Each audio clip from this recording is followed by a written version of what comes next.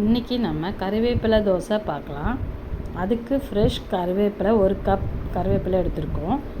கடாயில் 2 ஸ்பூன் எண்ணெய் சேர்த்துக்கலாம். இப்போது அந்த 1 கப் கறிவேப்பிலையை நம்ம சேர்த்துக்கலாம்.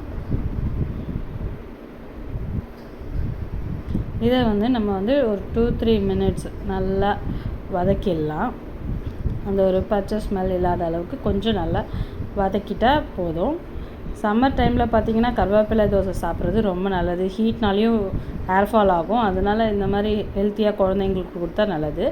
இப்படி பேஸ்ட் மாதிரி நம்ம ரெடி பண்ணி வச்சுக்கலாம். இட்லி மாவில் நம்ம தண்ணி சேர்க்காம, ஏன்னா இந்த பேஸ்ட்டு சேர்க்கும் போதே நமக்கு அந்த தோசை பதம் வந்துடும். அதனால் நம்ம அந்த கட்டி மாவில் இதை நம்ம அந்த பேஸ்ட்டை சேர்த்துடலாம். இப்போ இதை நம்ம நல்லா கலக்கி வச்சுக்கலாம்.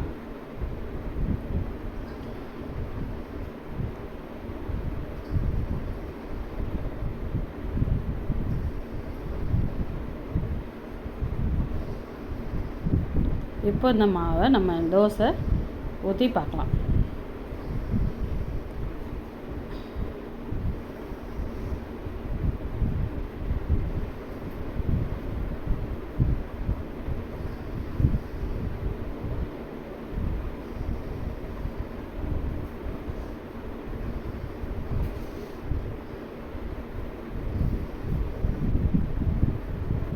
குழந்தைங்களுக்கு கொடுக்கறதுனால கொஞ்சம் நெய் சேர்த்து கொடுத்தா இன்னும் அதோடய ஃப்ளேவர் நமக்கு நல்லாயிருக்கும்.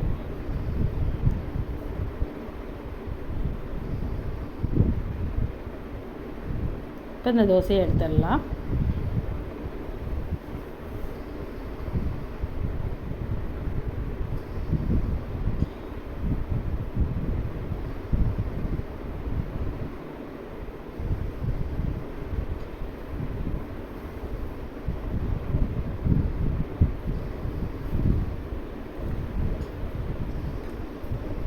கருவேப்பிலை தோசை ரெடி.